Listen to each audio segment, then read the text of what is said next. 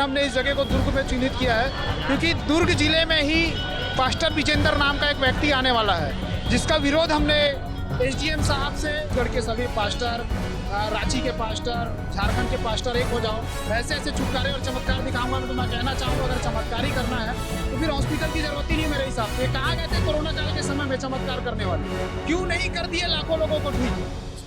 केवल और केवल हम संविधान पर, कानून पर, प्रशासन पर हम पूर्ण रूप से आश्रित हो गए हैं। हमें भरोसा करना चाहिए, लेकिन आश्रित हमें अपने प्रशिक्षण और शास्त्र और शस्त्र से करना चाहिए, शास्त्र और शस्त्र से करना चाहिए।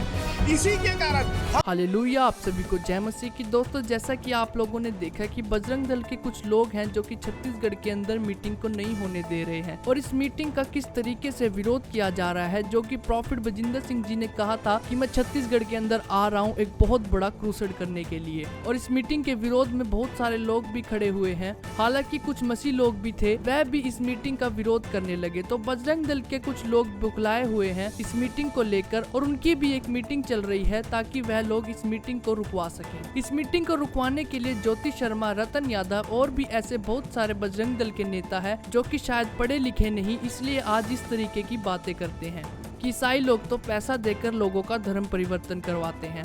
और उन्होंने किस तरीके से यहाँ पर शस्त्र यानी कि हथियारों की बात भी की। जिस तरीके से आज समाज में अत्याचार हो रहे हैं तो सबको हथियार उठा लेने चाहिए, जबकि भारत का संविधान इस बात की आज्ञा नहीं देता, मगर यह लोग किस तरीके की बातें कर रहे हैं। आइए हम उनकी कुछ वीडियो को देखते हैं। इस बार हमने इस जगह को दुर्ग में चिन्हित किया है क्योंकि दुर्ग जिले में ही पास्टर विजेंद्र नाम का एक व्यक्ति आने वाला है, जिसका विरोध हमने एसडीएम साहब से, जिला कलेक्टर से और माननीय न्याय महोदय से हमने अपील किया है। अभी उसके कार्यक्रम को रद्द करने की हमारी मांग चल रही है। परमिशन तो रद्द हो गया है। अगर इस तरीके का कोई भी विधर्मी हमारे छत्तीसगढ़ में बरगलाने का, फुसलाने का और जादू टोना करने का अगर प्रयास करता है तो उसको मुंहतोड़ जवाब दिया जाएगा। बजरंग दल का एक नारा है, रोको ठोको। हमने रोक लिया, टोक लिया, अब सीधा ठोकेंगे, क्योंकि छत्तीसगढ़ में धर्मांतरण नहीं चलेगा किसी भी प्रकार का। जितना ये लोग सोच रहे हैं कि पानी छीट देने से, मैं देखा हूँ कई वीडियो को, वो व्यक्ति पानी छीटने से लोग हलचल में, ये क्या है?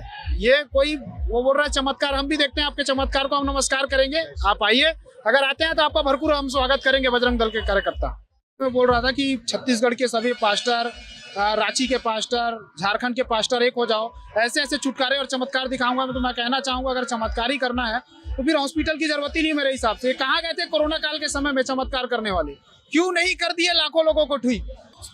केवल और केवल हम संविधान पर, कानून पर, प्रशासन पर हम पूर्ण रूप से आश्रित हो गए हैं।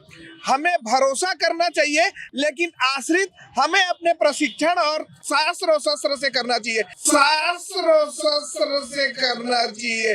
इसी के कारण हम शस्त्र नहीं उठाते, हम प्रशासन के पास जाते हैं।